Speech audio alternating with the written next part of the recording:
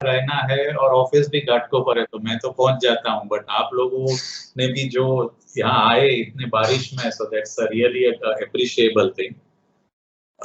Regarding today's lecture, Makaran साहब ने मुझे आई थिंक एक महीने पहले कांटेक्ट किया था कि आप एक सेशन लेना है, आप लेंगे? मैंने कहा जरूर लूंगा, क्योंकि डिपार्टमेंटल ऑफिसर्स के साथ इंटरेक्ट करना इससे ज्यादा मौका नहीं मिल रहा था।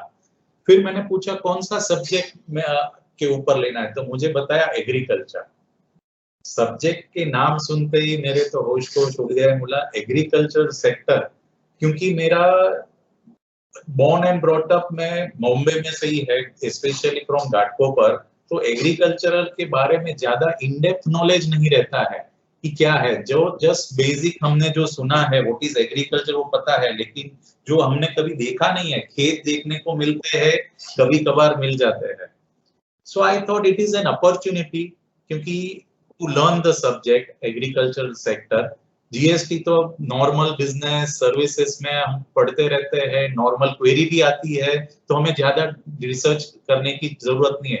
बट एग्रीकल्चरल में कोई क्वेरी, क्योंकि यहाँ कोई फार्मर्स या कोई इंडस्ट्रियलिस्ट नहीं है जो एग्रीकल्चर में है, so it becomes little bit difficult, but I thought let me accept this challenge. So आज का टॉपिक इस हिसाब से हमने किया है। मेरी रिक्वेस्ट रहेगी कि जहां भी, और हम ये इंटरैक्टिव सेशन रखेंगे, जहां भी आपको क्वेरी है तो इमीडिएटली आपको रेज करना है और इमीडिएटली क्वेश्चन पूछना है, ठीक है। और मैं भी आपसे कुछ जो सवाल करूंगा तो उसमें भी आप सभी को आपका व्यूज देना है, दैट इज वेरी इंपॉर्टेंट। सभी को पता है जीएसटी लो सबके लिए नया है, जितना आपके लिए नया है उतना ही मेरे लिए भी नया है, सब जो भी कंसल्टेंट है, और बहुत सारी इसमें ग्रे एरिया है कि जिसका किसी के पास आंसर नहीं है, और इसीलिए इस टाइप की मीटिंग रखनी बहुत जरूरी है, ताकि हम एक दूसरे के साथ बातें कर सके, व्यूज जान सके, और फिर उसके अंदर हम एक कोई डेफिनेट सॉल्यूशन पे आ सके जो मिल सकता है। तो so by keeping this in mind, let's start the current topic as regards the GST impact on of the agriculture. आप सभी को स्लाइड दिख रही है? I hope so. हेलो,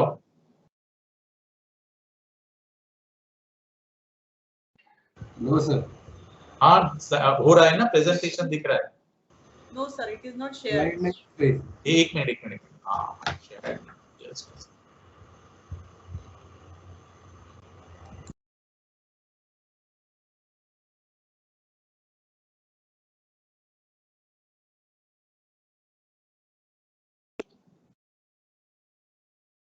हाँ, now can you see that? Yes, yes. Okay.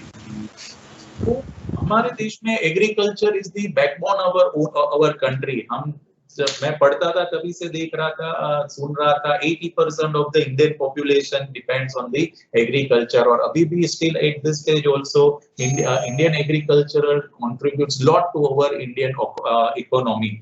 हमारी India से is the second largest producer of agricultural product, and 16% of in the GDP the agricultural sector contributes, and India is also one of the largest exporters of vegetables, fruits, tea, spices, pulses, etc. And government is in a position to get the large amount of foreign exchange.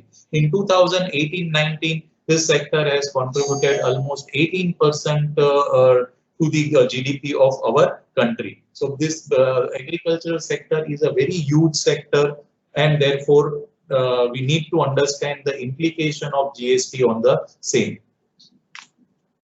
So the applicability. So everyone knows कि 3 साल पहले जुलाई 17 में जब भी goods and service tax was introduced, at that point of time this act is applicable to goods as well as the services.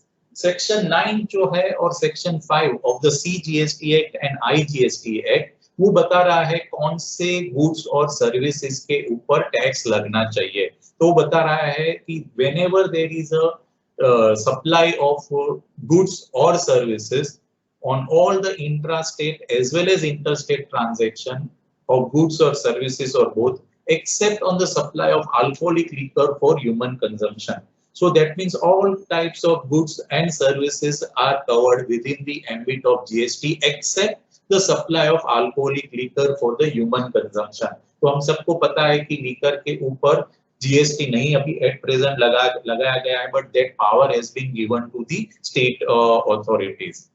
Further, the IGST Act कहते हैं कि taxes on petroleum crude, high-speed diesel, motor spirit, which is commonly known as petrol, natural gas, उसके ऊपर GST लगाएंगे जब भी government notify करेगी तभी. So at present, if we will see, that दो टाइप्स के गुड्स है. Number one, alcoholic liquor for human consumption and petrol और नेचुरल गैस और एविएशन टरबाइन फूड, उसके ऊपर जीएसटी एट प्रेजेंट नहीं है. इसके अलावा सारे गुड्स और सर्विसेज के ऊपर जीएसटी लग रहा है. Another very important section is section 7 which of the CGST Act or the MGST Act, which says that all forms of supply of goods or services such as sale, transfer, barter, exchange, license, rental, lease or disposal made or agreed to be made for a consideration by a person in the course or furtherance of business. So what is important, खाली हमें bye और cell करना जरूरी है, इसके अलावा supply की definition is so huge. आप देखेंगे तो इट्स एन इंक्लूसिव डेफिनेशन. तो बोलते हैं all forms of supplies are covered and it also include such as करके उन्होंने एक एग्जांपल दे दिया. क्या दिया? Any kind of sale, transfer, barter, exchange, licence, ये सारी टाइप के transactions are covered within the ambit of the section 7, that is a supply. Then very important thing, it has to be for a consideration. So if any supply, though it is a supply of goods or service, but it is without consideration, then GST will not be applicable. So for example, किसी ने donate कर दिया है कोई goods, तो वो though it's a supply of goods, but then also it won't be chargeable because there is no consideration attached to that. तीसरी very important condition है कि वो इन द कोर्स और फर्दरेंस ऑफ बिजनेस होना चाहिए, हमारे नॉर्मल बिजनेस की condition में होना चाहिए. देन एंड देन ओनली ये पूरी ट्रांजैक्शन सप्लाई के अंदर बैठेगी और टैक्सेशन हो पाएगी. मैं एक एग्जांपल देना चाहूंगा कि लास्ट वीक में हमारे पास एक क्लाइंट आए, उनकी ऐसी एक क्वेरी थी कि वो लोग कि एक ऑलरेडी इमूवेबल प्रॉपर्टी थी जो उन लोग रेंट पे देते थे. उन्होंने मुझे बताया कि अभी हम ये हमारी प्रॉपर्टी है वो डेवलप करना चाहते हैं. मैंने बोला बहुत अच्छी बात है. बोलते डेवलप करने के लिए हमें हमारा जो चूना स्ट्रक्चर है that we have to demolish it, फिर उसको वो सारा जो वहां डेब्रीज रहेगा उसको उठा के वहां से लेके जाना है, फिर मुझे खड्डा खोदना है क्योंकि मुझे अंदर जो बेस बनाना है उसी लिए, और उसमें से जो डेब्रीज निकलेगी वो भी लेके जाना है, और उसके लिए हमने एक पार्टी को कॉन्ट्रैक्ट दिया है. तो वेदर इसके ऊपर हमें जीएसटी चार्ज करना चाहिए कि नहीं करना चाहिए, और ये उसके लिए हमें 1 करोड़ रुपीस मिल रहे हैं. 1 करोड़ रुपीस देना है, क्यों देना है? ये डेब्रीज उठाने के लिए. सो द थिंग इज कि ये कहाँ होगा कवर? फर्स्ट ऑफ ऑल ये गुड्स की डेफिनेशन में आएगा, यस गुड्स की डेफिनेशन में आ जाएगा, बट ये कहाँ आएगा? This is not sale, when can not say transfer और barter. So we are just thinking ये कहाँ बैठ सकता है. तो फर्दर डिटेल में जब भी हमने पूरी डेफिनेशन पढ़ी तो यहाँ पता चलता है कि इट सेज लीज और डिस्पोजल मेड और agreed to be made. So that means अगर कोई आप डिस्पोजल भी कर रहे हैं, then also it covers within the definition of supply and GST would be chargeable. So ये ट्रांजैक्शन के ऊपर though it's no in the normal circumstances ये सेल या ट्रांसफर और एक्सचेंज नहीं है, इसके ऊपर जीएसटी की इफेक्ट भी आ जाएगी.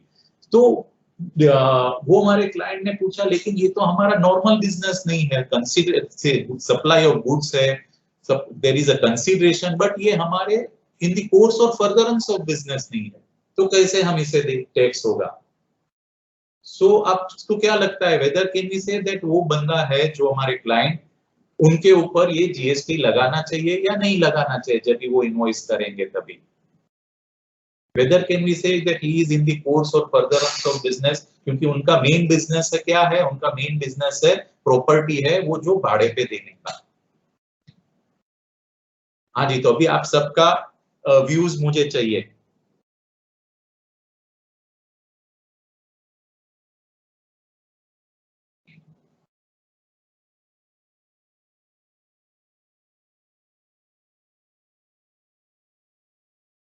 हेलो,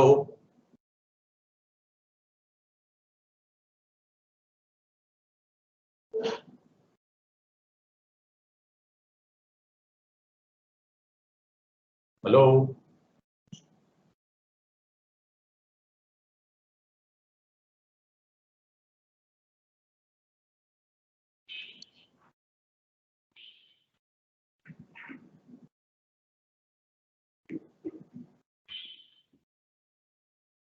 हर्षल जी ने बताया नो, कि नहीं लगना चाहिए। Harshal, can you just unmute your self और बात करेंगे तो बेटर होगा।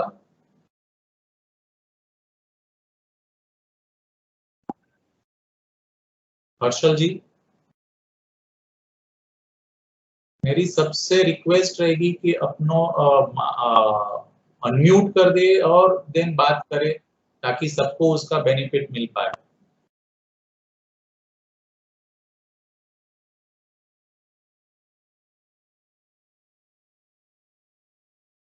Hello sir.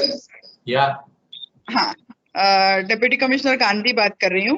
अभी Yes. फिलहाल तो ये ऐसे केसेस हमारे सामने तो आए नहीं है, लेकिन Correct. एक जस्ट हम लोग डिस्कस करेंगे। तो मेरा व्यू तो ये रहेगा, एक तो फर्स्ट उसने डिस्पोज किया नहीं है, वो कंटिन्यू जीएसटी रजिस्ट्रेशन रहेगा। तो वो जो भी पे करेगा, मतलब आरएमसी के एंगल से या ऐसे कुछ हो सकता है, या वो सर्विस टैक्स जो अगर सर्विसेज दे रहा है वो टेम्पो वाला जो लेके जाएगा डेब्रिज, उसको तो टैक्स पे करना पड़ेगा, ऐसे कुछ रहेगा। मतलब अनटैक्स मतलब विदाउट टैक्स तो रहेगा नहीं, ऐसे मुझे लगता है। हाँ, नहीं, सही बात है आपकी, विदाउट टैक्स नहीं जाना चाहिए, आपकी बात एकदम सही है। तो हम अभी यही कोशिश कर रहे हैं कि हम ये डेफिनेशन में अगर हमें किसी को बिठाना है तो हम कैसे बिठाए। तो 3 कंडीशन है, बहुत इंपॉर्टेंट है। There is to be supply of goods और सर्विस, अनडाउटेबली यहाँ सप्लाई ऑफ गुड्स और सर्विस है। देन ये डिस्पोजल है, अनडाउटेबली वो भी सही है, कंसिडरेशन भी है। सो ये 3 कंडीशन तो यहाँ फिट हो गई। चौथी कंडीशन है, it has to be in the course और फर्दरेंस ऑफ बिजनेस। तो मैंने जैसे बताया कि पैसा किसको मिल रहा है, पैसा मिल रहा है हमारे क्लाइंट को, क्योंकि ये जो डेब्रिज उठाना है उसका उनको पैसा मिलेगा, बराबर है। और जो ट्रांसपोर्टर है ना, क्योंकि क्या है, ये डेब्रिज का भी पैसा होता है, इसीलिए वो सवाल कर रहा है कि भाई मेरे को जब भी पैसा मिलेगा तो naturally I have to issue one invoice to them. अभी वो जो भी इनवॉइस करेगा तभी मैं उसके ऊपर जीएसटी लगाऊं कि नहीं लगाऊं। मैंने बोला लगाना चाहिए, मेरा भी आपके जैसा ही व्यू था। तो बात हुई, बोलता है whether it is in the course और फर्दरेंस ऑफ बिजनेस, क्योंकि जो हमारे क्लाइंट है उनका बिजनेस था रेंटिंग ऑफ इमूवेबल प्रॉपर्टी, उनका जब भाड़े पे जगह देने के लिए, तो उनको रेंट मिलता है। तो ये जो सब बिजनेस जो है वो रेंटिंग के रिलेटेड नहीं है, तो इसीलिए सवाल आया कि इसके ऊपर लगेगा कि नहीं लगेगा। तो अभी मैं आपको बताऊं कि यहाँ जीएसटी लॉ में एक डेफिनेशन है बिजनेस की, what do you mean by business. तो जो बिजनेस की डेफिनेशन है सेक्शन 218, चलो वो भी मैं आपके साथ शेयर करता हूँ एक मिनट का, so that it would be easier for all of us.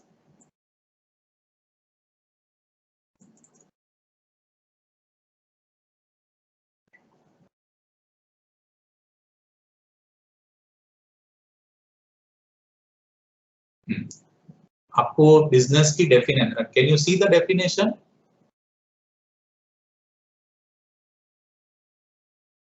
No sir, slide change नहीं हुई है। हाँ जी, स्लाइड नहीं चेंज हुई है, वही प्रीवियस स्लाइड ही है। ओके, हाँ अभी नो सर, नहीं चेंज नहीं होगी ये स्लाइड। हाँ, एक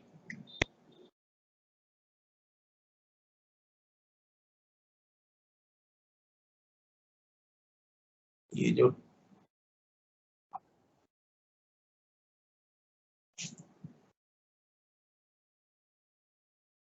माइक्रोसॉफ्ट टीम है ना, वो मैंने बहुत यूज नहीं किया है, सो आई नॉट एबल टू अंडरस्टैंड कि वो चेंज कैसे करना है। आपको किसी को पता रहेगा तो कैन यू गाइड मी? मेरी स्क्रीन पे तो मैंने ऐड ओपन कर दिया है।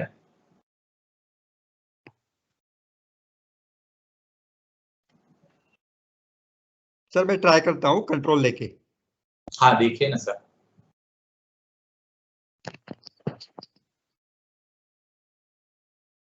कांचन हाँ अलाउ करू ना. काय म्हणत होती का तू?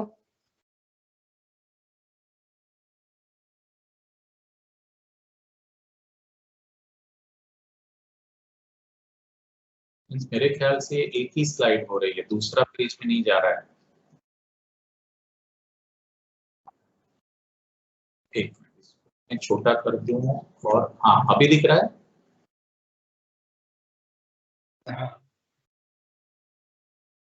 हाँ सर, हाँ दिख रहा है बराबर. चेंज हो गया. हाँ ओके. हाँ तो अभी अगर हम बिजनेस की डेफिनेशन देखें, सेक्शन 2 सब सेक्शन 17 है जो बोलता है business includes any trade, commerce, manufacture, blah blah blah, बराबर है. Then any activity or transaction in connection with incidental or ancillary to sub clause A, बराबर है. Then any activity or transaction in the nature of sub clause A, whether और not there is a volume, frequency, continuity or regularity of such transaction. So if we read this both this A, B and C, it appears कि yes, अब दो उसका business नहीं है, लेकिन ये जो उनका ट्रांजैक्शन वो इंसिडेंटल और एंसिलरी है, बराबर है.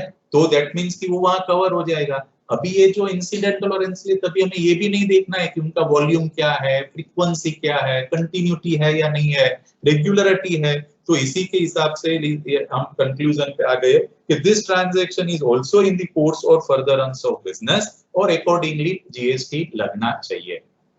तो दैट मींस कि ये जो कंसेप्ट है जीएसटी का, इस हिसाब से हमें स्टडी करना है, तो ही पता चल पाएगा कि कोई पर्टिकुलर ट्रांजैक्शन टैक्सेबल है नहीं है और हमें कैसे करना चाहिए. ठीक है, चलो नेक्स्ट के ऊपर जाते हैं. अभी एक टाइम हमें पता चल गया कि एक पर्टिकुलर ट्रांजैक्शन है वो टैक्सेबिलिटी में आता है. सो नेचुरली टैक्सेबिलिटी में एक टाइम आ जाएगा तो रजिस्ट्रेशन करना पड़ेगा, क्योंकि without registration you can not make the payment, not able to comply the law. So what law says? It says every supplier shall be liable to be registered under this act in the state or union territory from where he makes taxable supply of goods or services or both. That means कि जो जगह से, जो state में से वो बंदा taxable service supply कर रहा है, गुड्स और सर्विसेज का, वहीं उसको रजिस्टर करना है. कभी करना है if his aggregate turnover in the financial year exceeds rupees 20 lakhs rupees. So 20 lakh के ऊपर जब भी उसका टर्नओवर होगा तो उसको रजिस्ट्रेशन करना है. अभी यहाँ बात हो गई टैक्सेबल सप्लाई. सो अभी हमें देखना है कि whether it's a taxable supply. Agricultural commodity की अगर हम देखें तो yes it is a taxable supply. So अगर हम जीएसटी लॉ में देखें तो उन्होंने everything is taxable except 2 commodities, जैसे मैंने पहले बताया, पेट्रोल और लीकर. बाकी एवरीथिंग इज टैक्सेबल. जहां जहां उनको एग्जम्पशन देना है वहां उन्होंने सेपरेट नोटिफिकेशन नंबर 2 है और सर्विसेज के लिए 12 है, वहां उन्होंने एग्जम्पशन दिया गया है. So every transaction is taxable. तो फिर बता रहा है वो डू बाय एग्रीगेट टर्नओवर, वो भी उन्होंने डिफाइन किया है सेक्शन 2 सब सेक्शन 6 में. वहां एग्रीगेट टर्नओवर में कहा all taxable supply, exempt supply, export of goods or services or both, all branch transfer or transfer to an agent computed in an all India basis. That means all state में अगर मेरा 20 लाख का सब जगह मिला के भी 20 लाख हो जाता है तो वो स्टेट में मुझे नंबर लेना जरूरी है. तो यहाँ अगर हम एग्रीगेट टर्नओवर देखें तो एग्जम्प्ट सप्लाईज भी मुझे इंक्लूड करनी है. दैट मींस जो बंदा एग्रीकल्चरल कमोडिटीज में काम कर रहा है, से for example supply of wheat, then also उसको रजिस्ट्रेशन करना जरूरी है if his aggregate turnover exceed 20 lakhs rupees. तो ये बराबर है दैट कि सबको करना जरूरी है रजिस्ट्रेशन, और रिटर्न फाइल करना भी जरूरी है दो he is dealing in a exempt supply. क्या व्यू है आप सब लोगों का? अगर खाली मैं एग्जम्प्ट सप्लाईज में टर्नओवर कर रहा हूं तो भी मुझे रजिस्ट्रेशन लेना जरूरी है या नहीं है?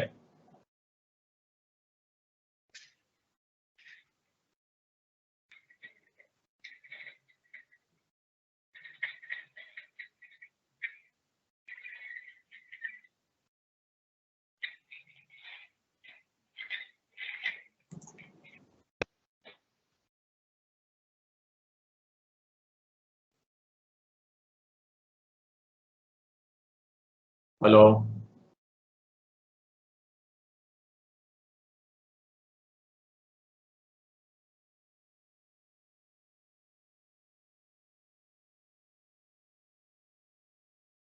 हाँ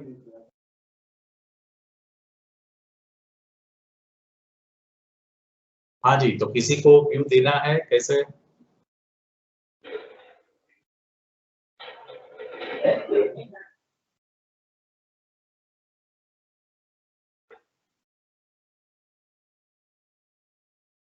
Lies in respect of following goods. तो उन्होंने एक नोटिफिकेशन नंबर 2 निकाला है 2/2017।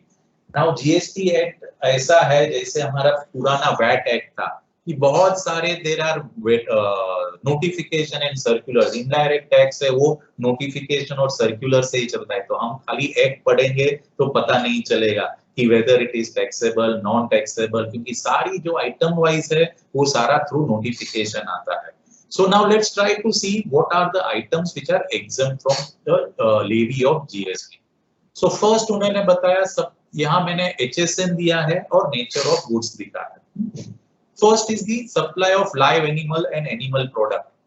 पूरा जो मैंने ये exemption का list है वो on the basis of the category criteria कर दिया है। तो first है live animals and animal product. Live animals means live horses, asses, mules, guineas, live swine, live sheep and goats, live poultry, or other live animals like mammals, camels, rabbit, insect, bees, etc.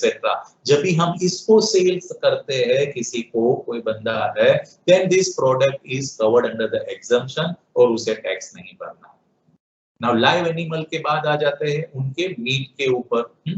तो क्या बोलते हैं, if any meat of bovine animals, whether it is fresh or chilled, Now there is a difference between chilled and frozen. एक नई category है, हम 2 minute में आते हैं उसके ऊपर।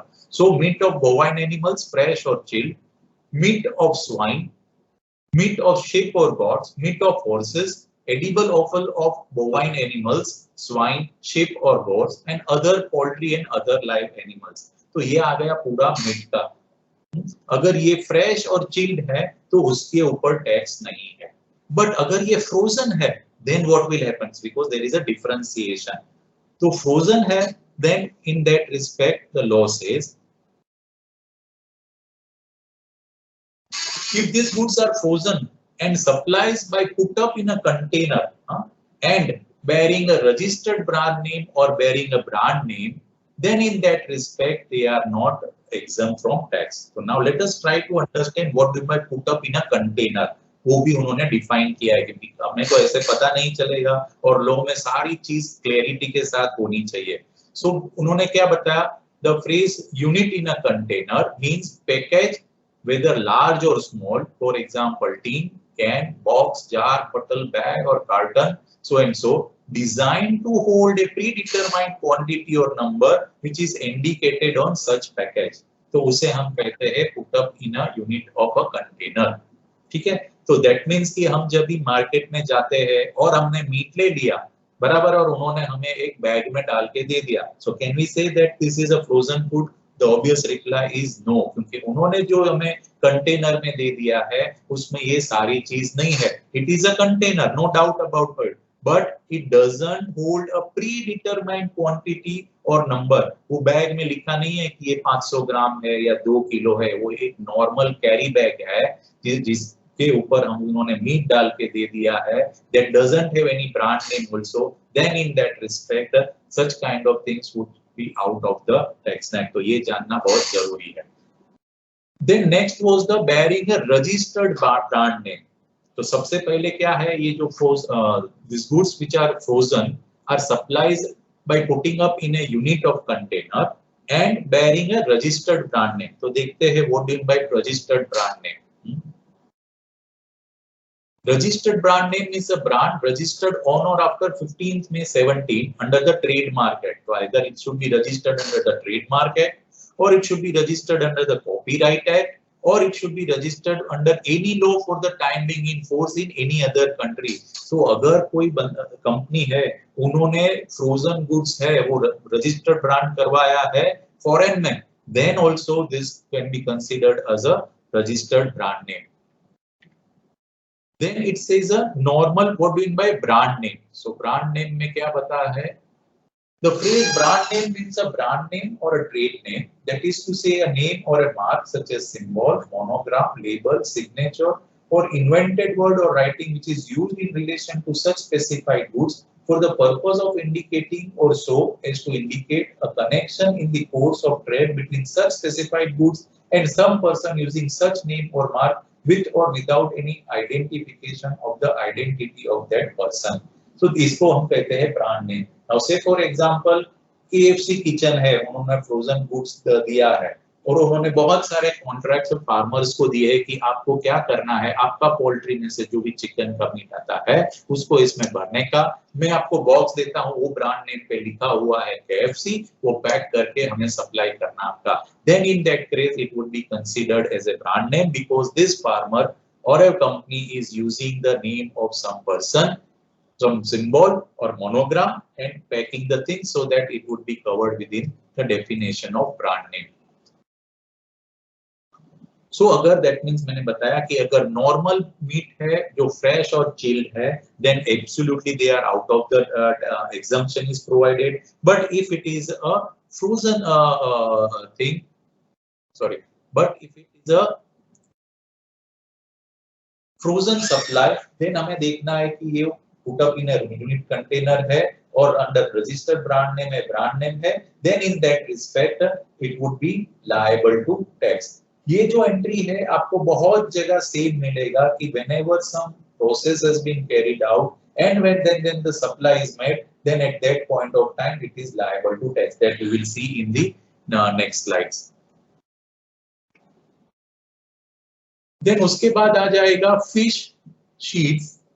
अभी हमने देख लिया, एक तो सबसे पहले एनिमल्स देख लिया, उसका मीट देख लिया, ना उसके सीड्स के ऊपर आते हैं fish sheets, prawn shrimp sheets, whether और नॉट प्रोसेस्ड, क्योर्ड और इन फ्रोजन स्टेट. हाँ, तो उसमें क्या क्या आ जाएगा, लाइव फिश, फिश फ्रेश और chilled excluding fish fillets and other fish meet, fish dried salted और इन ब्राइन, मोलस्कस, एक्वेटिक इनवर्टेब्रेट्स. अभी बहुत सारे ऐसे जो टर्मिनोलॉजी है, I am totally unaware about it. First of all हमें शुद्ध शाकाहारी हूँ, जैन, बराबर है, तो ये सारी टर्मिनोलॉजी तो पता भी नहीं चलती कि क्या बताता है. So then I have tried to see the Google meaning, तो उसमें से बहुत सारी चीज पता चली कि ये मीट में भी कितने कितने प्रकार होते हैं और लोग खाते भी हैं.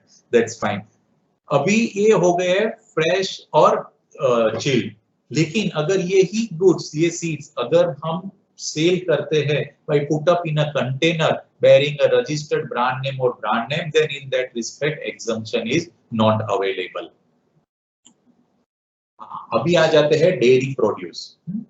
डेयरी प्रोड्यूस में क्या आ जाएगा, fresh milk and pasteurised milk including separated milk, milk and cream, not concentrated nor containing added sugar or other sweetening matter, excluding ultra high temperature milk. फिर कर्ड, लस्सी या बटर मिल्क भी cover हो जाएगा ये डेयरी प्रोड्यूस में. चेन्ना और paneer, that means cheese, curd और paneer, natural honey.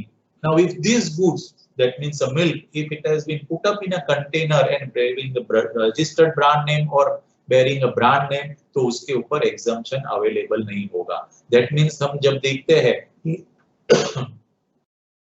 Morning में हमारे घर में अमूल की जो मिल्क आता है, पास्चराइज्ड मिल्क है, तो वो किस में बेच रहा है, that has been put up in a container. हाँ, कंटेनर क्या है, वो पैकेट है प्लास्टिक का, उसके ऊपर लिखा हुआ है कि 500 इसमें मिलीमीटर है या 1 मिलीलीटर का है, हाफ अ केजी है या 1 लीटर का है, और इसके ऊपर ब्रांड नेम भी है. Then in that case such kind of fresh milks are not exempted, but उसके ऊपर टैक्स लग जाएगा, GST is applicable. Then birds eggs in a shell, fresh, preserved और कुक्ड. ठीक है, तो अभी नाउ होगा कि whether fortified toned milk is exempt or not, that will covered within the entry number 0401. Have you come across any kind of this kind of thing, fortified tone milk? वो कहाँ आएगा? Can we say that it is a fresh milk or a pasteurized milk?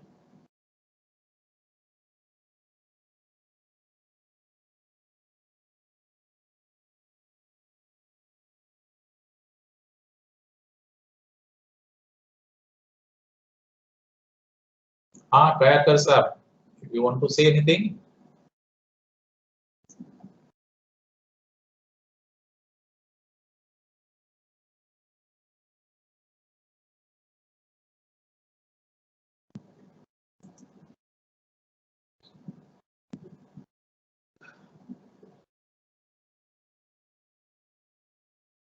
Hello,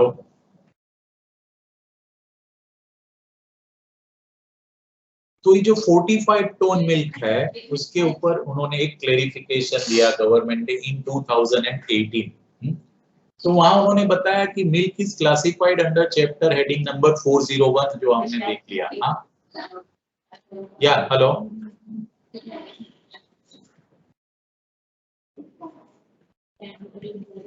तो ये जो 401 है वहां fresh milk और पेस्चराइज्ड milk cover होता है, उसके ऊपर 0% टैक्स है।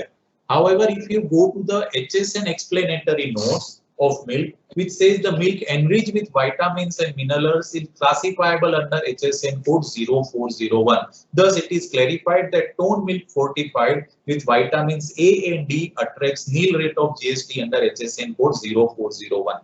So, अभी आप बोलेंगे ये HSN explanatory notes कहाँ से आएंगे? हाँ, does anyone have idea?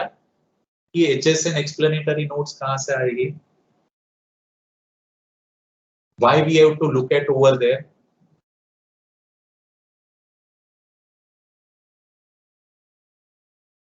तो मैं अभी आपको नोटिफिकेशन नंबर 2 में लेके जाता हूं। Let's see this.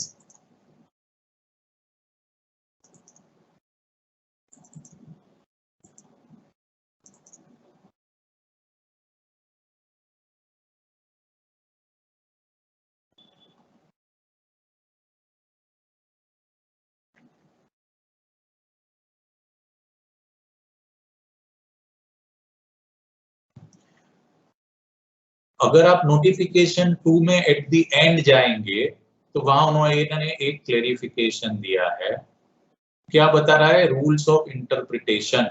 The rules for interpretation for the first schedule to the said custom tariff act, including section and chapter notes and general explanatory notes of the first schedule, so far as may be applied to the interpretation of this notification. So इसका मतलब ये हो गया कि आपको custom tariff act में जो first schedule में दिया गया है, you have to refer to that. वहां उन्होंने जो एक्सप्लेनेटरी नोट्स दी गई है, अगर आप जहां भी उनको आपको क्लेरिफिकेशन नहीं मिल रहा है तो आपको वहां जाना है और इसका मीनिंग ढूंढना है। That's why they are referring to the HSN explanatory notes so that it would be easier. हाँ, इसीलिए उन्होंने यहाँ ये देखा है। सो आप लोगों ने कभी ये उन्होंने क्लेरिफाई किया circular number 52/26/2018 on in the year 2018. So from 17 to 18 there was a huge unclarity whether to charge the tax or not to charge the tax. हाँ, so किसी ने ये customs tariff act देखा है अभी तक, which is coming under the customs law?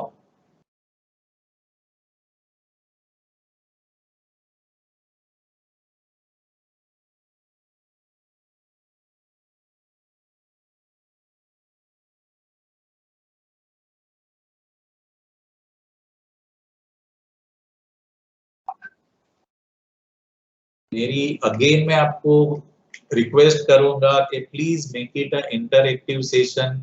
ऐसे नहीं है कि आप कोई बोलेंगे सही जवाब है, रॉन्ग जवाब है। Everyone is a student over here, so please be interactive, तो सबको मजा आएगा, otherwise it would be very much difficult.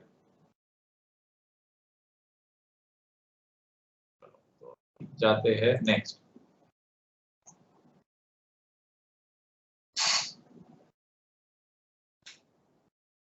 Next है product of animal origin. Animal origin means जो एनिमल में से उनके इसमें से जो गुड्स निकलते हैं या उसका सप्लाई होता है उसे कहते हैं गुड्स ऑफ एनिमल ओरिजिन। सबसे पहले ह्यूमन है, अनवर्क्ड वेदर और नॉट वॉश्ड और स्पोर्ड, और वेस्ट ऑफ ह्यूमन है। Then guts, bladders and stomachs of animal other than fish. तो ये मुझे भी अभी पता चला कि ब्लैडर्स और स्टमक्स भी सप्लाई होते हैं ये पढ़ने के बाद, और इसके ऊपर एग्जम्पशन है। Bones and hard horn cores, unworked, defatted, simply prepared but not cut or shaped, treated with acid or gelatinised powder and waste of this product. Hoof meal, horn meal, semen including frozen semen, ये सारे भी उनको exemption दिया गया है of product of animal origin. अगर ये जो सारे गुड्स है उसको हम कोई ब्रांड नेम में बेच रहे हैं, then in that respect exemption is not available. Then next exemption is for live trees. Live trees में क्या आ जाएगा? First of all live trees, जैसे पौधा हम घर में लाते हैं तो वो क्या होता है, वो सेल होता है, तो whether GST and therefore no GST is payable because it covers under the exempted category. Then other live plants, edible nut or nut trees, cactus, mushroom, flowering plants excluding roses and rhododendrons, तो ये flowering plants भी उसी में आ जाएगा. Then cut flowers, roses, orchid, lilies, carnations, etc. Ornamental foliages, fresh and others, तो सब type के flowers और live trees है, उनको भी उन्होंने exemption की कैटेगरी में रखा है. Then next is the edible vegetables, जो हम हर रोज वेजिटेबल्स खाते हैं, उनको भी उन्होंने exempted कैटेगरी में रखा है. That means potatoes, fresh or chilled, tomatoes, onions, garlic, cabbage, cauliflower, similar edible grasses, fresh or chilled, lettuce, chicory, carrots, vegetables uncooked or cooked by steaming or boiling in water, frozen, vegetables provisionally preserved but unsuitable in the state of immediate consumption, dried vegetables whole, cut, sliced, broken or in powder but not further prepared. That means वो क्या कहने चाहते हैं कि जो भी edible vegetables है वो हम कैसे खा सकते हैं, एक तो fresh रहेगा या तो chilled रहेगा, दूसरा आजकल आप देख रहे हैं कि बहुत सारे वेजिटेबल्स हमें कटिंग करके मिलते हैं, बिकॉज आज किसी के पास टाइम नहीं है, तो कटिंग करके भी मिलते हैं, नो प्रॉब्लम, उसको भी एग्जम्पशन है. लेकिन अगर उसमें कुक करके भी मिलते हैं तो भी उसमें प्रॉब्लम नहीं है. लेकिन खाली स्टीमिंग और बॉइलिंग, जैसे कॉर्न है, कॉर्न हम ये मॉल में जाते हैं तो कॉर्न हमको खाने को मिलते हैं, वो स्टीम करके देते हैं, बॉइल करके देते हैं, then still it is a vegetables only and it is under the exempted category. But if some further process is carried out on that vegetable, then it is not exempted. वो अभी हम आगे देखते हैं. Then dried leguminous vegetable, apricots, sweet potatoes and similar roots and tubers with high starch or insulin content, ये भी उनको उन्होंने exempted category में रखा है. But moment if it has been sold in a put up in a container bearing a registered brand name or a brand name, then in that respect it would be difficult to claim the exemption और उनको exemption नहीं मिलेगा. Edible foods, vegetables के बाद आ जाते हैं fruits and nuts. तो fruits and nuts में क्या है? Dried मखना, whether or not shelled or peeled, coconut and Brazil nut, other nuts fresh such as almond, hazelnuts, fibers, chestnuts, pistas, colas, bananas including plantains fresh or dried, dates, figs, pineapple, avocados, guavas, mangoes including fresh mango, there is no issue, grapes and grapes fresh, melons, apples, ये सारे जो edible foods है that are covered under the exemption category. Then coffee, tea, nuts and spices. वो बोलते हैं coffee beans not roasted. खाली जो coffee beans है, हाँ उसको exemption किया गया है. लेकिन अगर उसको roasted coffee है, that means वो bean को grind करके coffee बना दी, तो उसको यहाँ cover नहीं है. हाँ. Then unprocessed green leaves of tea. Normally T कहाँ से बनती है, ये उसको प्रोसेस करना पड़ता है टी लीव्स को, तो बोलते हैं अनप्रोसेस्ड ग्रीन लीव्स टी है वो उसको एग्जम्पशन है. But once you make the process by doing the powder, then it won't be exempted under the GST, but it would be taxable. वो हम टैक्सेबल कैटेगरी में आएंगे तभी देखेंगे. Fresh ginger other than in process form, तो जहां भी process किया गया है उस वो एग्जम्पशन में नहीं है. Fresh turmeric other than in processed form. Then cereals, wheat, rye, barley, oats, maize, rice, grain, buckwheat, millet, canary seeds, ये सारे जो cereals है वो उनको भी exemption दी गया है. लेकिन जब भी ये wheat हम किसी ब्रांड के ऊपर बेचते हैं तो उसको exemption नहीं है. तो जब भी हम कोई ब्रांड नेम के ऊपर wheat लेके आते हैं, जैसे रहता है आशीर्वाद का गेहूं और आशीर्वाद आटा, तो both would be taxable because Ashirwad Gaon is taxable because it is sold under some unit or container. Atta also becomes taxable because some further process has been carried out. आटा का क्या है अभी हम देखेंगे, I will not tell you, sorry. आटा भी आएगा. हाँ, products of milling industry. Wheat or messling flour means by including 2 or 3 आटास together और flour जो बनाते हैं. Cereal flours, cereal groats, flour powders, flakes, granules, flour of the dried leguminous. ये सब अगर जो आटा है, अगर मैं विदाउट पैकिंग बेचता हूँ तो उसके ऊपर एग्जम्पशन है. लेकिन अगर उसको मैं put up in a container और bearing a registered brand name और अ ब्रांड नेम है, then in that respect exemption is not available. So मैंने जो एग्जांपल दिया प्रीवियसली आशीर्वाद आटा का, आशीर्वाद आटा को एग्जम्पशन नहीं है. तो आप लेने को गए आशीर्वाद आटा, तो कभी चेक किया है उसके ऊपर जीएसटी लगता है कि नहीं लगता है? यस. नाउ इसका तो जवाब देना पड़ेगा, इसके ऊपर कोई टेक्निकल क्वेश्चन नहीं है. लॉकडाउन में हाँ लगता है ना, करेक्ट. तो आशीर्वाद आटा के ऊपर जीएसटी कितना % लगता है? वो नहीं दिखा है. 5%. Yes, 5%. Thank you. Now seeds को भी एग्जम्पशन है. Soybean seeds, whether or not on a broken or not, groundnuts, rape or colza seeds, sunflower seeds और other oil seeds, ये सारे सीड्स के ऊपर भी आपको जीएसटी का एग्जम्पशन मिलता है. देन सोल्ट, फर्टिलाइजर और organic manure, tender coconut water. But if this fertilizers or tender coconut water, if it has been put up in a container and on sale under a brand name, तो वो exemption नहीं है. तो आजकल अगर आप advertisement देख रहे हैं, मैंने पता है कोई केरला में कंपनी है, वो लोग फ्रेश कोकोनट वाटर बेचते हैं. You have to just order in and within 2 hours that will come to your home. Fresh coconut water from Kerala, south में से आता है. They are charging some good amount of price, but you will get a fresh coconut water. But that are sold under the brand name, so accordingly no exemption is provided. So basically अगर हम देखें कि किसको exemption नहीं मिलता है, तो poultry farming, dairy farming and stock breeding are specifically kept out of the agricultural sector, and therefore these products are taxable under the GST regime. Gathering of fruit, cutting of wood or grass, rearing of seedling of plants or raising of a man-made forest have also been separately kept out of the agricultural sector, and therefore they are come within the taxable net. Further, agriculture by person other than individual on HUF, they are also seen to be kept out of the definition to cultivate personally, and therefore it seems that they will also be taxable under the GST regime. So अभी हमने देखा कि इतनी जो product है ये exemption है. ये जो मैंने जो आपको लिस्ट ये मेरा प्रेजेंटेशन में दिया है, that is only a illustrative list, पूरा लिस्ट नहीं है, क्योंकि everything is provided under the notification number 2. So what I thought what was important और in our day to day life, उसी को मैंने आपके सामने रखा था. इसके अलावा भी बहुत सारे प्रोडक्ट है जिसको एग्जम्पशन दिया गया है.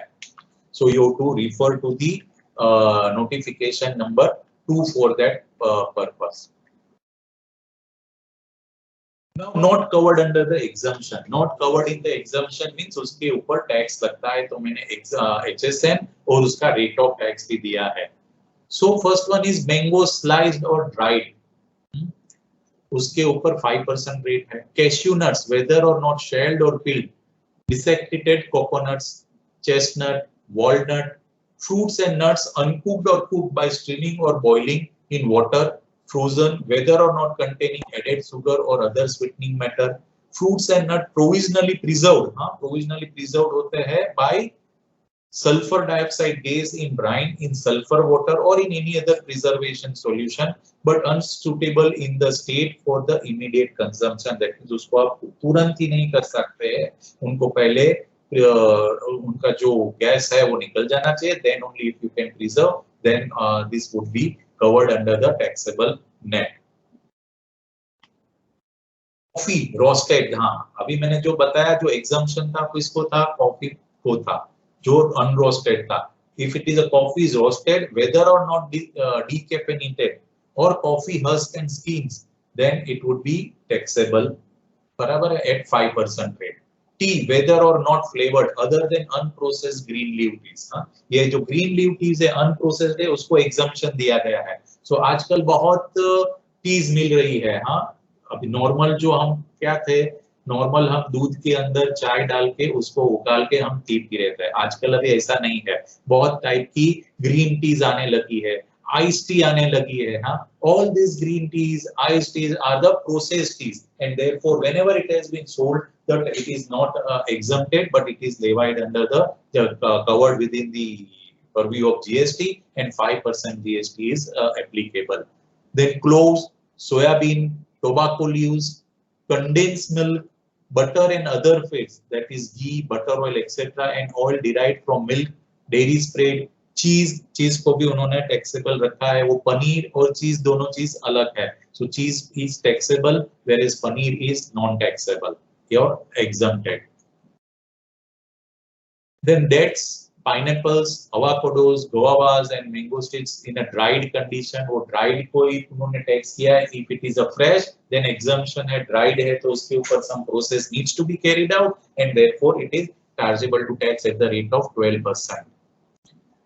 Vegetable, fruits and nuts, other edible parts of plants prepared or preserved by vinegar or acetic acid.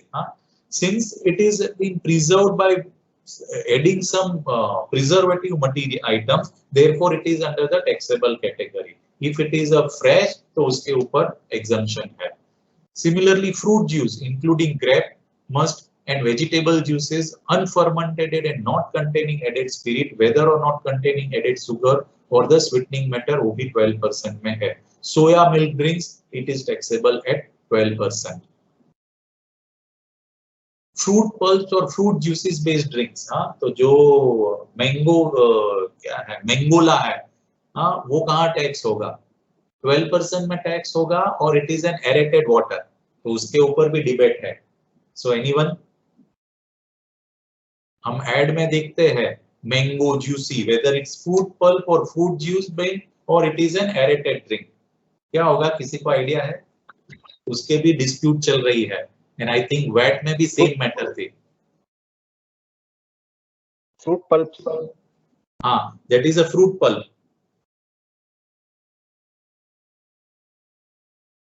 Hello,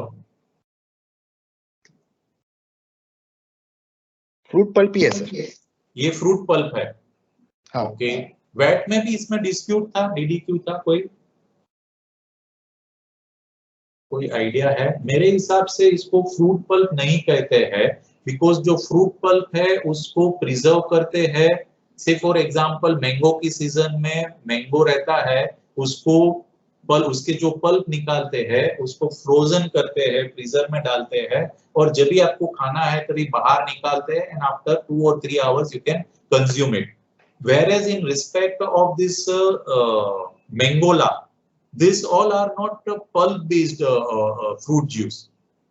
वो pulp के हिसाब से नहीं बनाते हैं. Accordingly, some decision has come that this is a aerated water and it will not cover under the lower rate of 12% or 18%, but it would be taxed at 28%. I will just check it and then get back to you. Sure, sir. So you are correct. You are correct. हाँ, ऐसा ही था ना? हाँ हाँ, वैसे ही था, क्योंकि उसमें फ्रूट का कोई है ही नहीं, सिर्फ फ्लेवर और इसेंस वगैरह ही डालते हैं. Correct, exactly. हाँ, तो उसको एरेटेड वाटर्स में जाता है, not a fresh fruit pulp, बराबर ना? यस, आई रिकलेक्ट कि मैंने कहा ये पढ़ा हुआ है, बट याद नहीं आ रहा था. चलो, thank you for your input. नहीं, वही ऐसे ही केस था मेरे पास, इसलिए मुझे पता. चलो, तो आपने फिर क्या लगाया उसमें? Higher rate of tax. Higher rate. Okay okay okay, चलो, ग्रेट. Thank you. अभी देखते हैं, ये हमने देख लिया कि आउटपुट साइड के ऊपर टैक्स देख लिया कि वेदर इट इज टैक्सेबल और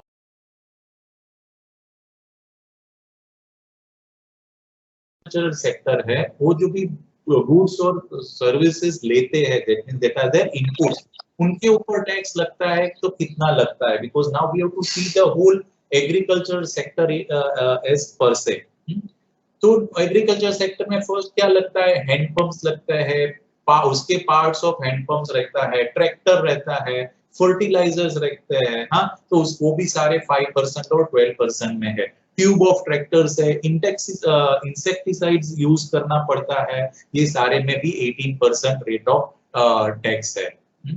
सो नाउ अभी सवाल ये आएगा कि on the one hand on the agriculture sector there is an exemption, on the other hand all the inputs which are used for cultivating land or to sell the agricultural products, वो सारे बहुत सारे taxable ही है।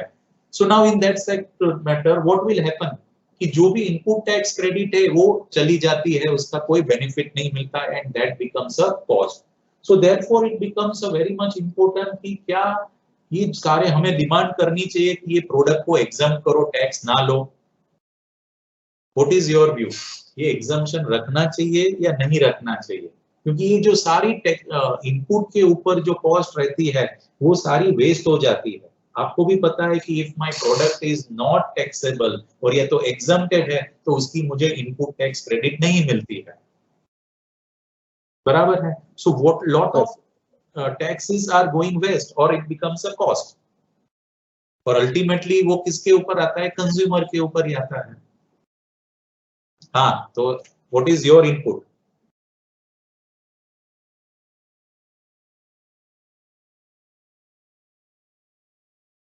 दूसरा example दूं, ये अभी corona चल रहा है अभी, बराबर है। ये कोरोना में रेमडेसिविर बहुत इंपॉर्टेंट दवाई थी, सबको नाम याद है, राइट। वो जब भी हम इंपोर्ट कर रहे थे तभी उनके ऊपर उन्होंने बोला कि जीएसटी जब भी सेल करते हैं तो उसके ऊपर जीएसटी नहीं लगना चाहिए, उनको एग्जाम कर दो, बराबर है। पेपर में बहुत सारा डिबेट आया था, एम आई राइट? सर, तो एग्जाम करना चाहिए या नहीं करना चाहिए, मुझे वो समझना है। आपके हिसाब से क्या करना चाहिए? नहीं करना चाहिए। नहीं करना चाहिए, करेक्ट। दूसरा लोग क्या कहते हैं, आई वांट 4-5 यूज एटलीस्ट, इतने 50 जन है अभी, तो एक ही जन बोलेगा तो नहीं चलेगा ना। 90 people are there and only 1 or 2 persons are involved in this discussion. मेरे हिसाब नहीं से sir, I would like to correct you. Involvement आपको दिख रहा है, लेकिन इन्वॉल्वमेंट सबका रहेगा, मैं 100% बोल सकती हूँ।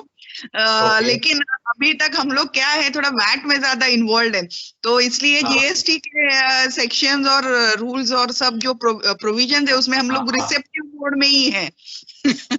ये फैक्ट है, ऐसे मुझे लगता है। हाँ, एब्सोल्युटली नो प्रॉब्लम। मैंने स्टार्टिंग में ही बताया कि everyone is a student over here. देखो, जब भी जीएसटी आया, आप वो भी 2017 से आया, तो मैंने भी पढ़ने का तभी से चालू किया, आपने भी तभी से चालू किया, बराबर है। सो थिंक अबाउट इट कि मेरे पास बहुत नॉलेज है, ऐसा नहीं है, मैं भी आप ही की तरह हूँ, बराबर है। तो unless and until we debate it ना, it would not be possible कि वो ग्रास्पिंग जो है ना वो नहीं होगा। एक्चुअली डिस्कस करना चाहिए, इश्यूज आंसर तो देना ही चाहिए। इतने 94 लगभग है ऑफिसर्स, तो डिस्कस तो होना ही चाहिए, पॉजिटिव हो, नेगेटिव हो, करेक्ट हो, रॉन्ग हो, डिस्कशन रहेगा तो वो ज्यादा इंटरेस्टिंग हो जाएगा, वो अलग अलग एंगल से डिस्कस हो जाएगा वो। Exactly. तो मेरे हिसाब से भी ये जो एग्जाम्पशन है वो नहीं होना चाहिए, क्योंकि क्या होता है, जितनी भी इनपुट टैक्स क्रेडिट है वो चली जाती है एंड अल्टीमेटली जो कंज्यूमर है उसी को ज्यादा प्राइस भरना पड़ता है। अभी for example in agriculture sector most of the products are under exempted category, तो उनके ऊपर जो जीएसटी पे किया है प्रोक्योरमेंट में वो वेस्ट हो जाएगा। अल्टीमेटली वो वेस्ट हो जाएगा तो कोई तो किसी के ऊपर चार्ज करने वाला ही है ना, ऐसा नहीं है कि वो छोड़ देगा। एग्जैक्टली। तो इसीलिए, और जीएसटी में भी जब भी आया था तभी उनका यही था कि no exemptions would be provided or a very less number of product will be under exempted category. But now in reality, if we see it as of today, if we go to the notification to number 2 which provides exemption for goods and a notification number 13 which provide exemption for services, बहुत सारे exemption दिए गए हैं और उसके हिसाब से ये जो इनपुट टैक्स क्रेडिट की चेन है ना वो टूट जाती है, और अगर मूवमेंट वो चेन टूट गई तो फर्दर क्रेडिट कैरी फॉरवर्ड नहीं होती है and it becomes cost to the consumer. तो ये सबसे बड़ी दिक्कत है। Tax on the reverse charge mechanism, ये एक नया कंसेप्ट फंडा उन्होंने डाला है। ये सर्विस टैक्स में ये कंसेप्ट लाया गया था। नॉर्मली क्या कंसेप्ट होता है, पर्सन जो सेल करता है वो सर्विस टैक्स या जीएसटी या वीएटी भरना चाहिए, जो खरीदता है उसे नहीं भरना है, बराबर है। In respect of certain product, GST में उन्होंने क्या किया, in respect of certain category of goods उन्होंने कहा बेचना जो बेचता है वो टैक्स नहीं भरेगा, बट जो खरीददार है recipient of the goods say he will discharge the tax liability. So there are certain 4 products which are from the agricultural sector under which the tax needs to be discharged under the reverse charge mechanism. देखते हैं कौन से goods है। First है cashew nuts, then BD wrapper, tobacco leaves और raw cotton from 15th November 2017। अगर ये जो है सप्लायर ऑफ गुड्स एग्रीकल्चरिस्ट है और रिसिपिएंट ऑफ गुड्स है any registered person, then in these 4 products the agriculturer will not discharge the tax liability, but the tax liability has to be discharged by the recipient of the goods, any registered person, बराबर है। तो ये हो गया reverse charge mechanism. Now take an example that in the state of Maharashtra से सांगली है, सांगली में जो एग्रीकल्चरल फार्मर है या एग्रीकल्चरिस्ट है, उनके वहां स्टेट ऑफ केरला में से बिजनेसमैन आता है और वो सारा प्रोडक्ट वहां सांगली में आके उनकी मंडी में आके गुड्स खरीदता है। से फॉर एग्जांपल टोबैको लीव्स। अभी जब भी वो टोबैको लीव्स खरीदता है वहां से, तो बात होगी कि उसको कौन सा टैक्स लगाएंगे। जो रिसिपिएंट ऑफ गुड्स है उनका रजिस्ट्रेशन है केरला में, वो सांगली में आता है in the state of Maharashtra to procure the material. तो वहां से उन्होंने मंडी में से गुड्स खरीद लिया टोबैको लीव्स, और फिर वो चला जाएगा अपने गांव, दैट मींस अपने केरला स्टेट में। तो at that point of time the registered person will discharge the liability as an intra state tax or an inter state tax. That means वो सीजीएसटी और एसजीएसटी लगाएगा केरला का, क्योंकि वो तो रजिस्टर्ड नहीं है महाराष्ट्र में, या वो आईजीएसटी लगाएगा, टैक्स लगाएगा जब टैक्स लायबिलिटी डिस्चार्ज करनी है। क्या लगाएगा? IGST, interstate transaction. इंटरस्टेट का कैसे वो आईजीएसटी लगाएगा? देखिए what is the main condition. ये जो जब भी गुड सेल होता है तो seller is in the state of Sangli Maharashtra, the buyer comes over there, so goods are there in the state of Maharashtra only, it doesn't takes the movement of goods, बराबर है। Place of supply place of supply Maharashtra ही हो गया। तो in that case IGST, that means interstate transaction नहीं हुआ, interstate transaction नहीं हुआ तो आईजीएसटी कैसे लगेगा? बराबर रजिस्टर्ड, हाँ जी, person is registered in Kerala. हाँ, person is registered in Kerala, तो वो मंडी में आके गुड्स लेके जाएगा महाराष्ट्र की सांगली में, तो उसे कौन सा टैक्स डिस्चार्ज करना पड़ेगा? इंटरस्टेट ट्रांजैक्शन नहीं हो सकता आईजीएसटी, तो he has to mandatory levy the CGST and SGST movement. वो सीजीएसटी और हाँ सीजीएसटी और एसजीएसटी रहेगा। अगर उसका एड्रेस पता है और एड्रेस के हिसाब से अगर डीलर डायरेक्टली वहां पे दे रहा है तो ही आईजीएसटी लगेगा, यही उसमें स्पेसिफिकेशन है। Am I correct? या डेफिनेटली। तो नहीं, प्रॉब्लम होगा कि वो बंदा आ रहा है वहां, बराबर है, उसे नहीं पता है। दैट मींस सांगली में जो बंदा बैठा है उसे पता है कि ये बंदा आया है केरला से, उसका एड्रेस भी दे रहा है, लेकिन उसे नहीं पता है कि ये गुड्स मेरा कहाँ जाएगा, वो केरला में लेके जा रहा है कि यहीं महाराष्ट्र में दूसरे बाजू के स्टेट में बेच रहा है कि वो बाद में कर रहा है, उसे नहीं पता है। Then in that case what will happen? देखो जो वैट था ना, उसमें जो बिलिंग था हम जानते थे कि बिलर में अगर मैंने एड्रेस लिखा दूसरे स्टेट का और मेरे पास एलआर है तो वो इंटरस्टेट ट्रांजैक्शन हो गया, सीएसटी लगाते थे।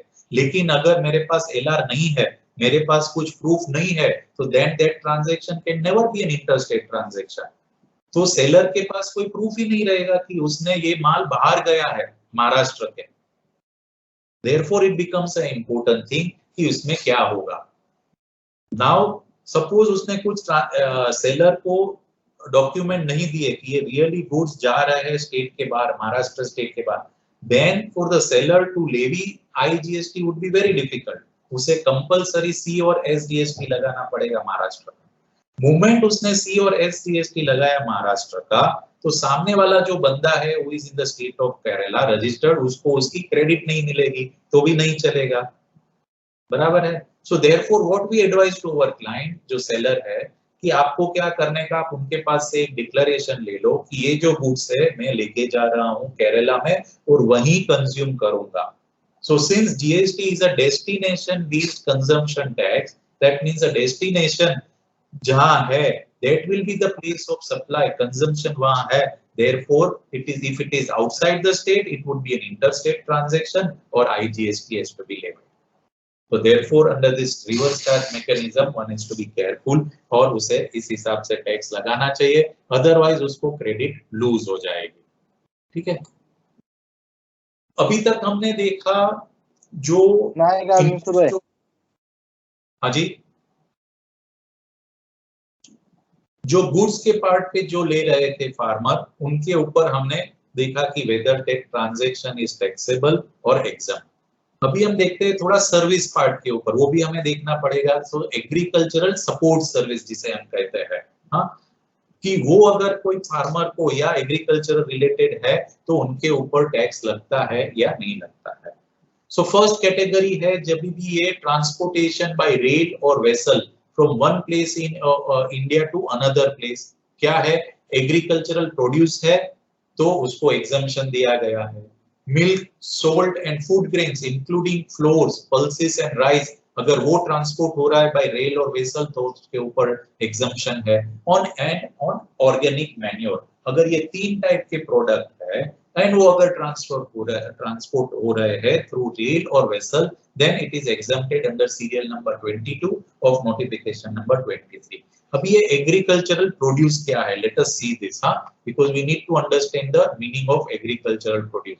So here I have given the meaning of agricultural produce. So what it tries to say, agricultural produce means any produce out of cultivation of plants and rearing of all live forms of animal except rearing of horses. That means producing out of cultivation of plant and rearing of all live forms of animals except rearing of horse. For what purpose it is cultivation of plants would be for food, fiber, fuel, raw material or other similar product on which either no further processing is done, or if such processing is done, is usually done by the cultivator or a producer, which does not alter its essential characteristics but make it marketable for the primary market. That means अगर कोई process करना है तो वो process cultivator या producer ही करेगा, और वो किसके लिए करेगा, ताकि ये मार्केटेबल हो सके in the primary market and it will not alter it essential character, तो उसे एग्रीकल्चरल प्रोड्यूस कहते हैं।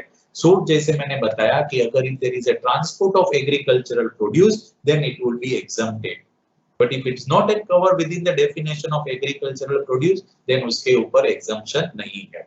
Similarly, transport of good of such agricultural produce, milk or organic manure by goods transport agency, that means by road जा रहा है तो भी उसको exemption है under serial number 21. Then third, loading, unloading, packing, storage और warehousing of rice. ये एक हम पार करते हैं, पहले हम देख लेते एक दूसरी है कैरेक्टर। हाँ, ये 8 नंबर की एंट्री देखते हैं, क्या बता रहा है, services relating to cultivation of plants and rearing of all live forms of animal except rearing, और ये एग्रीकल्चरल प्रोड्यूस की डेफिनेशन दी है, by way of agricultural operation directly relating to production of any agricultural produce including cultivation, harvesting, threshing, plant protection और testing. So कोई testing के लिए charge दिया है and if it is agricultural produce तो उसके ऊपर एग्जम्पशन दिया गया है। सप्लाई ऑफ फार्म लेबर, एक एजेंसी है जिनके पास 100 मजदूर है और फार्मर को या कंपनी को लेबरर चाहिए तो वो फार्म लेबर सप्लाई करेगा, तो वो सप्लाई ऑफ लेबरर के ऊपर भी एग्जम्पशन दिया गया है। Then renting or leasing of agro machinery, अगर machinery, agro machinery means tractors है, कटर है, अगर वो दिया है देन द रेंट के ऊपर जीएसटी नहीं है। और renting of a vacant land with or without structure इncidental to its, उसके ऊपर भी एग्जम्पशन दिया है। And very important last thing, loading, unloading, packing, storage और वेयरहाउसिंग ऑफ एग्रीकल्चरल प्रोड्यूस। हमने डेफिनेशन देख ली एग्रीकल्चर प्रोड्यूस की, तो उसका लोडिंग करना है, अनलोडिंग करना है, पैकिंग करना है या स्टोरेज करना है वेयरहाउस में, तो उसके ऊपर एग्जम्पशन दिया गया है। Now one entry is there. Now coming to the third entry, यहाँ स्पेसिफिक एंट्री दी गई है राइस के लिए, लोडिंग, अनलोडिंग, पैकिंग, स्टोरेज और warehousing of rice. So can anyone tell me why there is such kind of differentiation? जब ये एक एंट्री ऑलरेडी है तो ये राइस के लिए यहाँ दी गई है। एनी वाइल्ड गेस कि राइस के लिए क्यों सेपरेट दिया गया?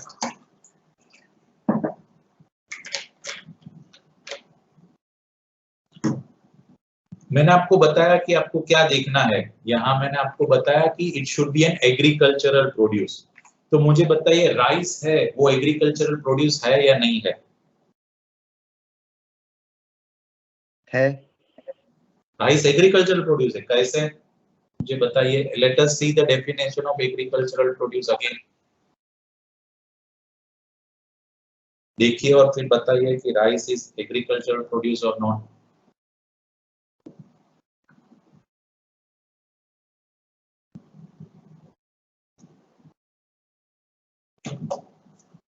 राइस में कुछ प्रोसेस करना पड़ता है या नहीं करना पड़ता है राइस बनाने के लिए? करना पड़ता है। राइस के लिए कुछ प्रोसेस करना पड़ता है ना, उसको पॉलिश भी करना पड़ता है।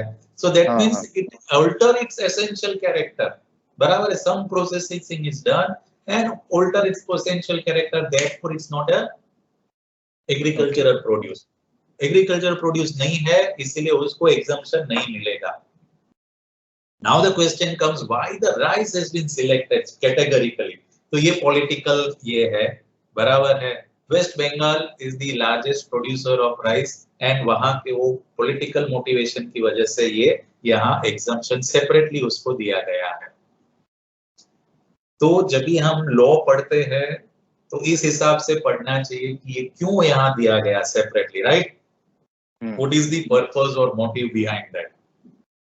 चलो अभी देखते हैं वेयरहाउसिंग, स्टोरेज और warehousing of minor forest produce.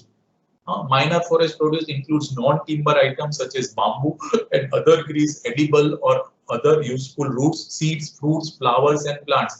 ये जब भी वेयरहाउसिंग के लिए आता है तो उसको भी वेयरहाउसिंग के ऊपर कोई जीएसटी को एग्जम्पशन दिया गया है। Fumigation in a warehouse of agriculture produce, अगर मैं वेयरहाउस में फ्यूमिगेशन करता हूं, बराबर है, सो दैट माय प्रोडक्ट जो एग्रीकल्चरल प्रोड्यूस है वो खराब ना हो जाएगा, तो उसको भी वहां एग्जम्पशन दिया गया है, but relating to agriculture produce only. Time and again I am telling you, carrying out an intermediate production process such as job work in relation to cultivation of plant and rearing of all life forms of animals except rearing of horses for food, fiber, fuel, raw material or other similar products of agricultural produce। तो ये जो intermediate production process है उसी के ऊपर भी job work के ऊपर चार्ज नहीं है। So what it means, say for example जब भी गेहूं आता है तो उसके अंदर बहुत सारे वो लीव्स रहते हैं उसके ऊपर, तो उसको पहले निकालना पड़ता है, फिर उसमें से गेहूं मिलता है, राइट? तो इसके लिए भी वो एक इंटरमीडिएट प्रोडक्शन प्रोसेस रहता है जो एक एजेंसी को आउटसोर्स किया है, तो वो जो जॉब वर्क चार्ज लेगा उसके ऊपर उनको जीएसटी का एग्जम्पशन दिया गया है। ये हमने ऑलरेडी एंट्री देखी। Then pre conditioning, pre cooling, ripening, waxing, retail packing, labeling of fruits and vegetables which do not change or alter the essential characteristics of the same fruit or vegetable। Pre conditioning करना पड़ता है या pre cooling करता है। Pre conditioning means क्या? आप अभी market में जाते हो तो एप्पल देखते हो, राइट? तो सही में वो एप्पल ऐसा रहता है? नहीं, उसको मुझे कंडीशन करना पड़ता है ताकि वो पहले फ्रेश रह जाए। फिर वैक्सिंग करना है, वैक्सिंग मींस वो फीमेल्स तो वैक्सिंग करती है वो नहीं, उसको साफ करना पड़ता है ताकि वो आपको ताजा तरो देखा है, रेड कैसा दिखता है एकदम, बराबर है, क्योंकि उसके ऊपर वैक्स लगाया गया है, तो वही वो आपको लगेगा फ्रेश है और फिर आप उसको बाय करते हो मार्केट में से। हाँ, देन लेबलिंग ऑफ फ्रूट्स, आजकल लेबलिंग भी आता है फ्रूट्स के ऊपर, लिखा है उसकी ब्रांड, तो ही लोग खरीदते हैं, राइट? तो ये जो सारी एक्टिविटी है उसके ऊपर जो लगना है जीएसटी, उसको भी उन्होंने एग्जम्पशन किया गया है। तो this are some of the services which are exempted from tax in respect of the agricultural produce. Now certain clarification. Milling of paddy into rice on job work basis. Now जब मैंने आपको बताया कि जब ये राइस बनता है तो उसको मिलिंग भी करना पड़ता है पैडी को, तो ये जो जॉब वर्क प्रोसेस है वेदर उसको एग्जम्पशन मिलेगा या नहीं मिलेगा, तो उन्होंने क्लेरिफिकेशन दिया। क्या क्लेरिफाई किया? Milling of paddy is not an intermediate production process in relation to cultivation of plant. It is a process carried out after the process of cultivation is over and paddy has been harvested. Further, processing of paddy into rice is not usually carried out by a cultivator, but it is been done by the rice millers. And milling of paddy into rice is also changes its essential character. Therefore, milling of paddy into rice cannot be considered as intermediate production process and in relation to cultivation of plant, and accordingly it's not an agricultural produce, and therefore the exemption is not available. This they have clarified by way of a circular number 19/19 2017 में ये उन्होंने clarify किया। Then beet and sugarcane. So now the question has come whether beet and cane sugar can be considered as covering under serial number 32A of the entry, wherein 5% rate of tax is applicable. So it has been clarified that it would be covered within that definition and would attract a GST at the rate of 5%. Then fertilizer, special kind of fertilizer, how it would be taxed. So ये certain clarifications दिए हैं. It says whether a simple fertilizer such as muriate of potash classified under chapter 31 and supplied for use in manufacturing of a complex fertilizers are entitled to concessional rate of GST at the rate of 5%. तो वहां उन्होंने clarify किया कि fertilizer supplied for direct use as fertilizers or supplied for use in the manufacturing of other complex fertilizers for agricultural use will attract 5% of GST. तो जो भी special fertilizer use होता है for the manufacturing of the agriculture, तो उनके ऊपर भी 5% GST लगेगा और उनको exemption नहीं दिया गया है। Then next is the sprinklers and drip irrigation facility. So ये क्या है? ड्रिप इरिगेशन फैसिलिटी, जहां पानी नहीं आता है बराबर है सफिशिएंट इसमें, तो कैसे पानी हम खेत में देंगे? तो वो ड्रिप इरिगेशन फैसिलिटी करते हैं। सो जो एक खेत है वो खेत में एट ए रेगुलर इंटरवल वो पंप बिठाया गया है और स्प्रिंकल्स देते हैं। So whenever that machine is, पानी का पंप जो चालू होता है तो on a regular interval at regular place that sprinkle drip facility will be there and वो चालू हो जाएगा, तो इसे कहते हैं sprinkler and drip irrigation system. तो अभी बात ये हो गई कि जो लेटरल्स ऑफ स्प्रिंकल है जहां उसके ऊपर लगाया जाता है चक्का, वो जो है नोजल्स, वो उसके ऊपर क्या टैक्स लगेगा? Whether 18% tax would be levied or it will cover under the entry number 195B or 12% rate लगेगा. So it has been clarified that the sprinkles in the entry at serial number 195B cover sprinklers irrigation system. Accordingly, the sprinkle system consisting of nozzles, lateral and other component would attract the tax at the rate of 12%. Then next point is as regards the input tax credit. Now, as I have told you, most of the product which has been procured by the person who is providing the exempted supply, because उनका notification number 2 में exemption आ गया, बराबर है, तो ये जो credit है वो क्रेडिट का क्या होगा from the GST perspective? Because whenever he procures the good, he has to file the return. उसने फाइल रिटर्न कर दिया तो नेचुरली उसका जब भी वो 3B भरेगा तो वो क्रेडिट भी वहां आएगी और वो क्रेडिट आ जाएगी मेरा इलेक्ट्रॉनिक क्रेडिट लेजर में। So now what is to be done?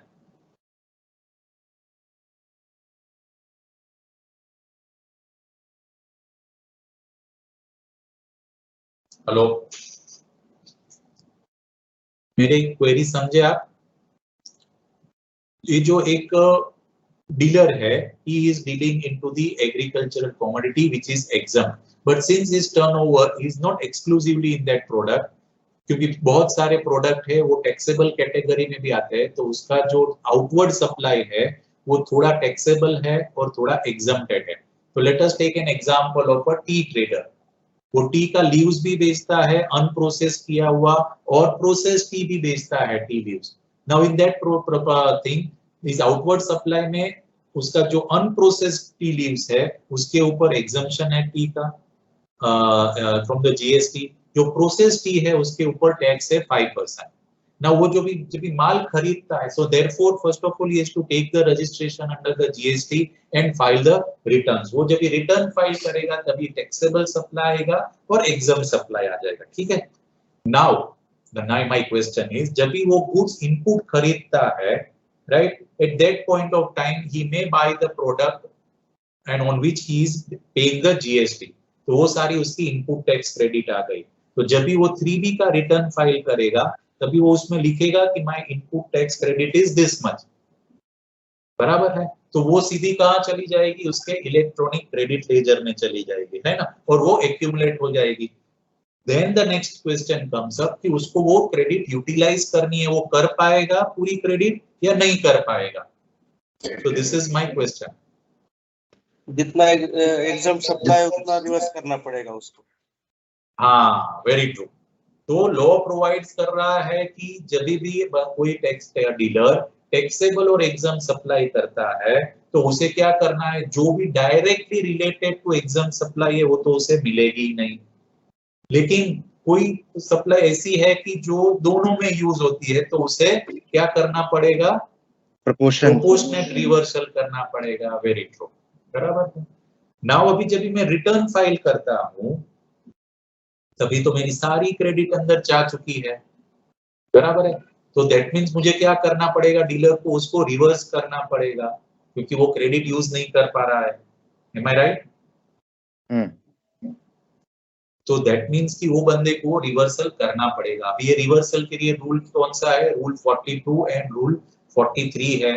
Rule 42 is for reversal of the common credit, rule 43 है that is for the reversal of the credit which is in relation to the capital goods. तो अगर capital goods का credit है तो उसे ऐसे ही reverse करना है रूल 43 के हिसाब से।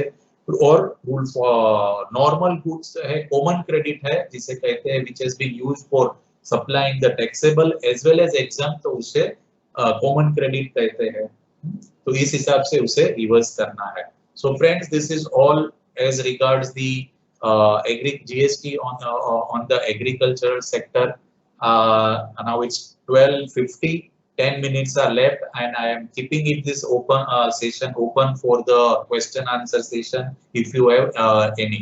दूसरी बात मैं कहना चाहूंगा कि ये मेरा मोबाइल नंबर है जहां मैंने एक व्हाट्सएप एलटेक्स अलर्ट ग्रुप है कि जहां मैं सारे अपडेट्स रिलेटिंग टू जीएसटी कर रहा हूं। सो किसी भी मेंबर को करना है subscribe, then they can just buzz me, I will edit so that you will get the regular updates of the GST. हाँ जी, तो now the floor is open for any questions and questions, if at all, if any.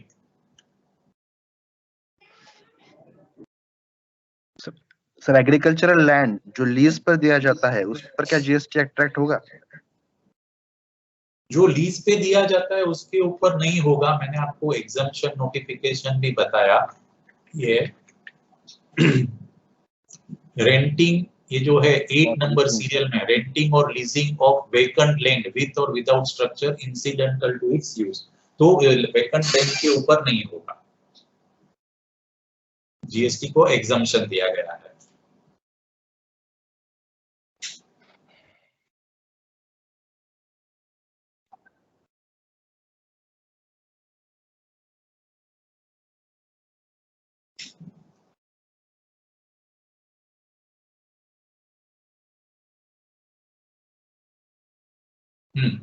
Anyone else?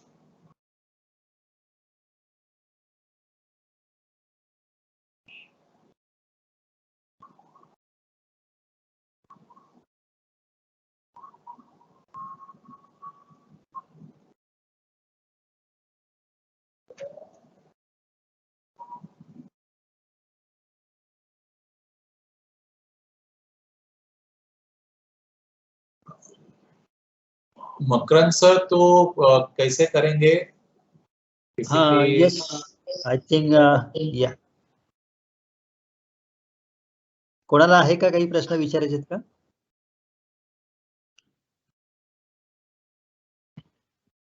Sir, it seems nobody has any doubts. Don't any issues. So lastly, I thank you all of you for the patience hearing and given me an opportunity to present all of you before my views on the subject. Thank you very much, Makandev. Sir, could you please share with the PPT so if anyone